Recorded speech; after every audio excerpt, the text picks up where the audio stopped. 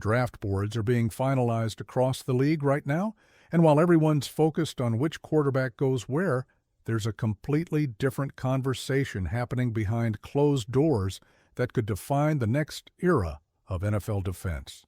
I'm talking about team-building philosophies that separate contenders from pretenders, about strategic decisions that reveal exactly how organizations view their path to championship football. Welcome to Bears News Fan Report. I'm your host, and if you're here, it's because you want more than surface-level draft coverage. This channel delivers updated news, verified information, and strategic breakdowns about our beloved Chicago Bears that go beyond the mock drafts everyone else is copying.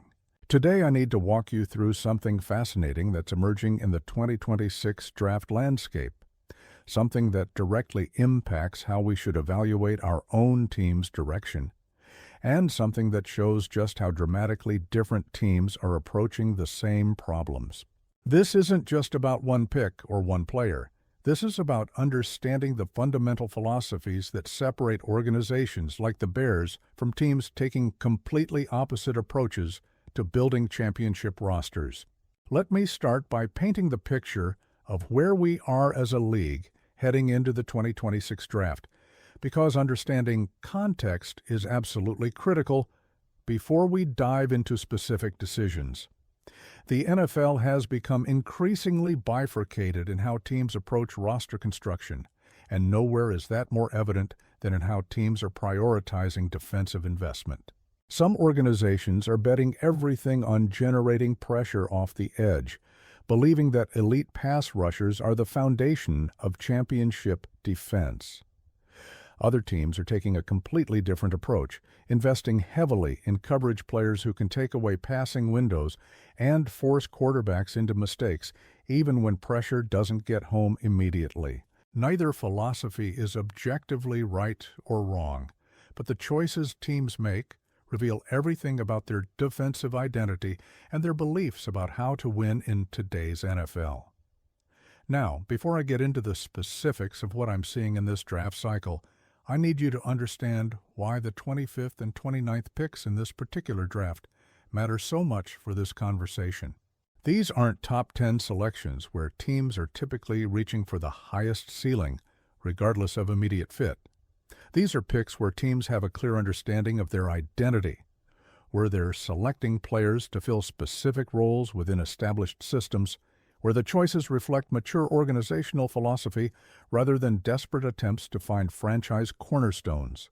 And when you compare what different teams do with similar draft capital, when you see organizations making completely opposite choices at similar spots, that's when you really learn about how those teams think about building rosters.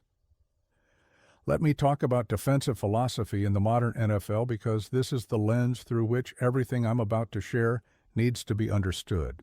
The league has evolved dramatically over the past decade in how offenses attack defenses, and that evolution has forced defensive coordinators to make difficult choices about resource allocation.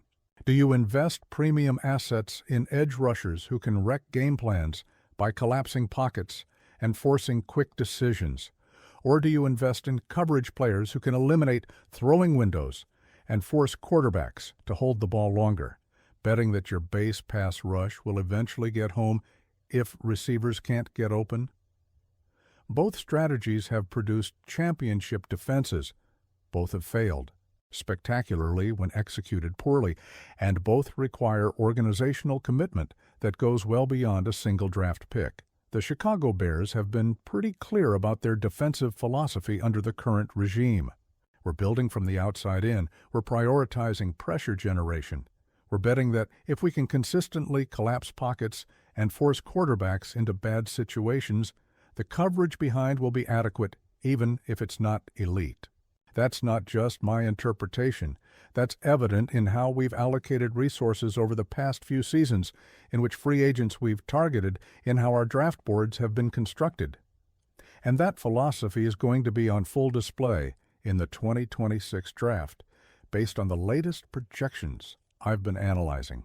At pick number 25, the Bears are projected to select Romello Height, an edge rusher from Texas Tech, who brings exactly what this organization values most: Let me tell you about Romello Height specifically because understanding his profile helps explain the Bears' defensive philosophy.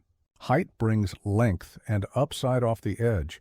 He's a developmental pass rusher with the physical tools that project to impact at the NFL level.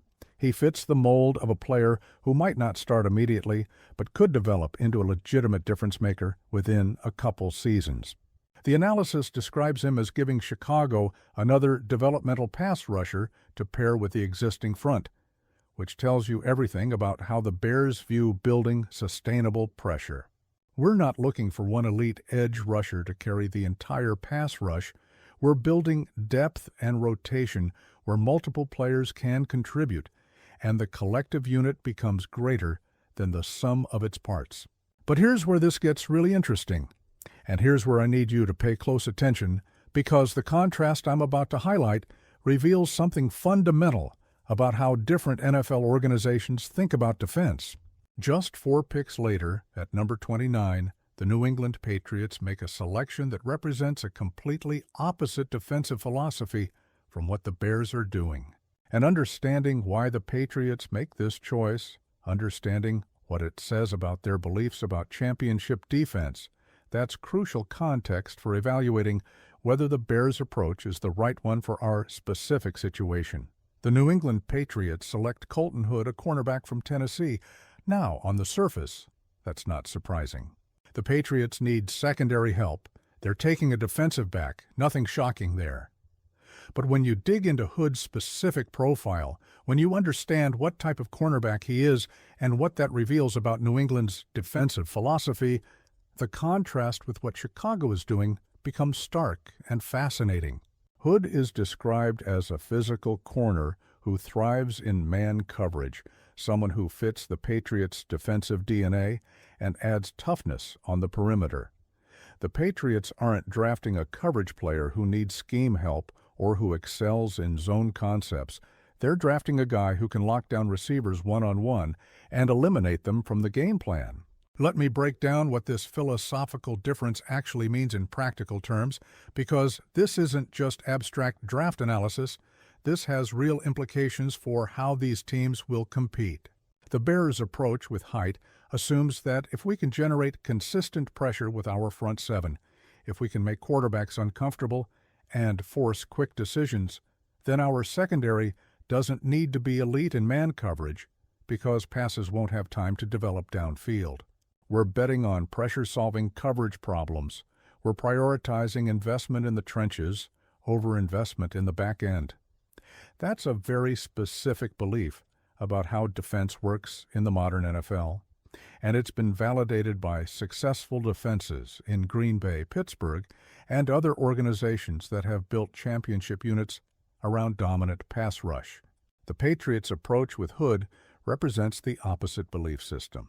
They're betting that if you can eliminate passing windows through elite man coverage, if you can take away a quarterback's primary reads and force him to hold the ball, searching for secondary options, then your pass rush doesn't need to be historically great, because eventually someone will get home if the quarterback has to hold the ball for 4 or 5 seconds.